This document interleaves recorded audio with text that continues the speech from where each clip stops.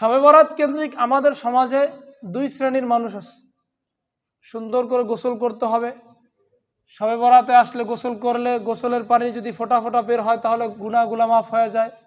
এই শাবান মাসের মধ্যে এমনিতেই তো শাবান মাস আল্লাহর কাছে বড় দামি। এর মধ্যে একটা রাত আছে যেই রাতটাকে হাদিসের ভাষায় বলা হয় লাইলাতুন নিসফি মিন শাবান, যেটাকে আমরা ফার্সিতে শবে বরাত নামে আমরা চিনে থাকি। শবে বরাত আজকের এই দিনটা হচ্ছে 14 শাবান দিবাগত রাত, এটাকে হচ্ছে লাইলাতুন নিসফি মিন শাবান, মানে শাবান মাসের মধ্যরাত। শবে বরাত কেন্দ্রিক আমাদের সমাজে দুই শ্রেণীর মানুষ আছে। এক শ্রেণীর মানুষ শবে বরাতকে নিয়ে করে বাড়াবাড়ি, আরেক শ্রেণীর মানুষ শবে বরাতকে নিয়ে করে ছাড়াছাড়ি। একদল তো শবে বরাতকে এত চূড়ান্ত বাড়াবাড়ির পর্যায়ে নিয়ে গেছে, শবে বরাত আসলে মানি সুন্দর করে গোসল করতে হবে।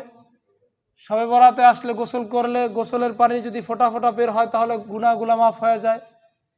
এরপরে হালুয়া রুটির আয়োজন করতে হবে। এরপরে দলবদ্ধভাবে ভ্যান ভাড়া করে, গাড়ি ভাড়া করে কবর জিয়ারত করতে হবে, মাজার জিয়ারত করতে হবে। এরপরে হালুয়া রুটি ইত্যাদি রুটির ভিতরে বিভিন্ন প্রকৃতি দিয়ে এগুলো আমাদের খেতে হবে।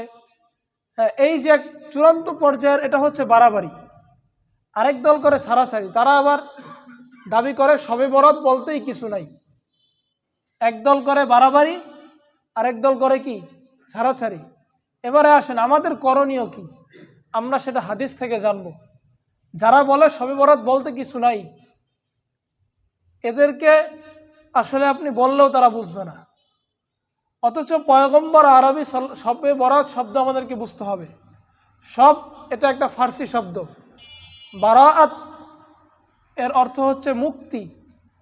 শবে বারাআত মানে মুক্তির রজনী অথবা পুণ্যময় রজনী। অনেকে শবে বারাআতের অনুবাদ করে ভাগ্যের রজনী, এই অনুবাদটা সঠিক নয়। ভাগ্যের রজনী হচ্ছে লাইলাতুল কদর। লাইলাতুল কদর হচ্ছে ভাগ্যের রজনী, আর শবে বরাত হচ্ছে গুনাহ মাফের রজনী, পুণ্যের রজনী, নেক কাজের রজনী।